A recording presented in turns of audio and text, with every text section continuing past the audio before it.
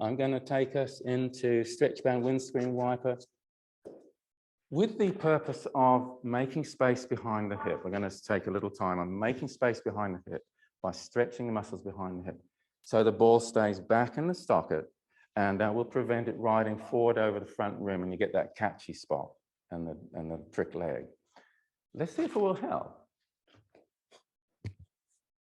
The ball staying back in the socket, because hip surgeons talk about anterior displacement. In other words, they can see when they're operating, the ball is ridden forward in the hip socket, and it's riding up over the rim and just causing all sorts of mayhem.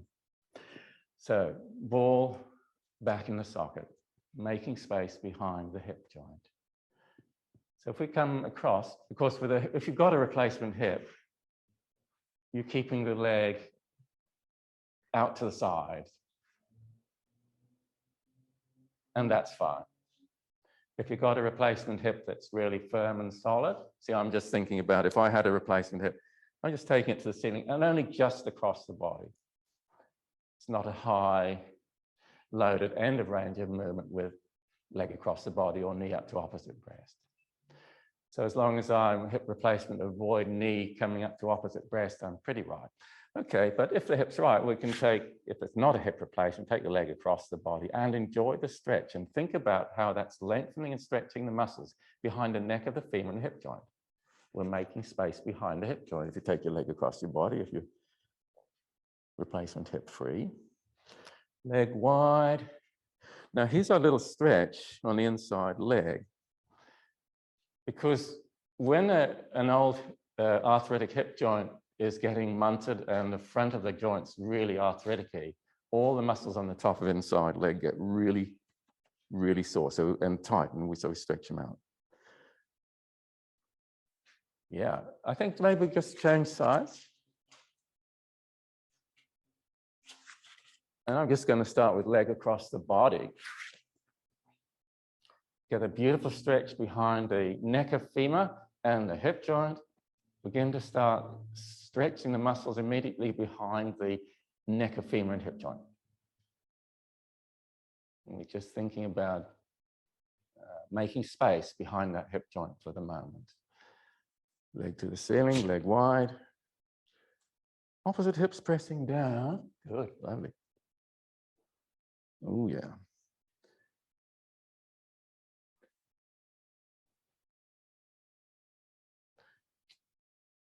All right, so what else could we do to make space behind the hip joint in order to stop it, the ball riding forward and getting that catchy pain?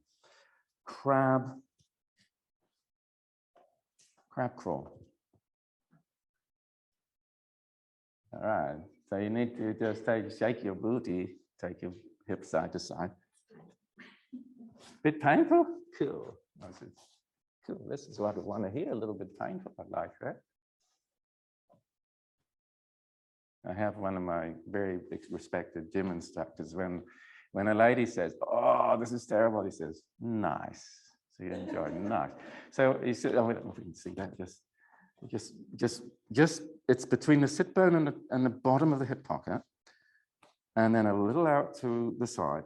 This is behind the neck of the femur, and there's little short muscles there can get very tight. You're finding something?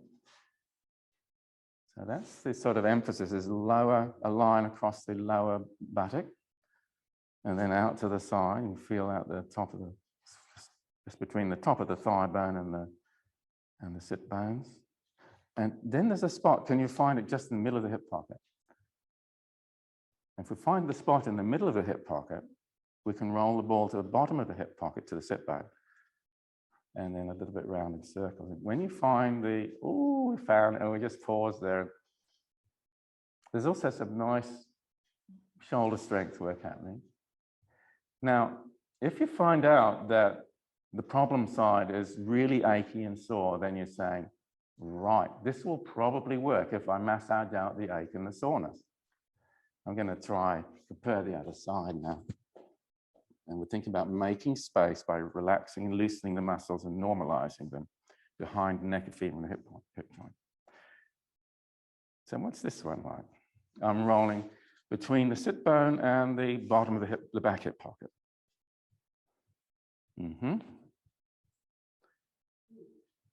Now, this one I'm finding is not as bad as my other side. How is it for you? The new one is good. So the new hip joints, no problem, because the joint's pain-free. So that's nice, isn't it? But the old hip joint is arthritic, and the joint's sore, and the muscles are bunching up, and getting knots and sore points in them and getting tight. All right, so enough of that.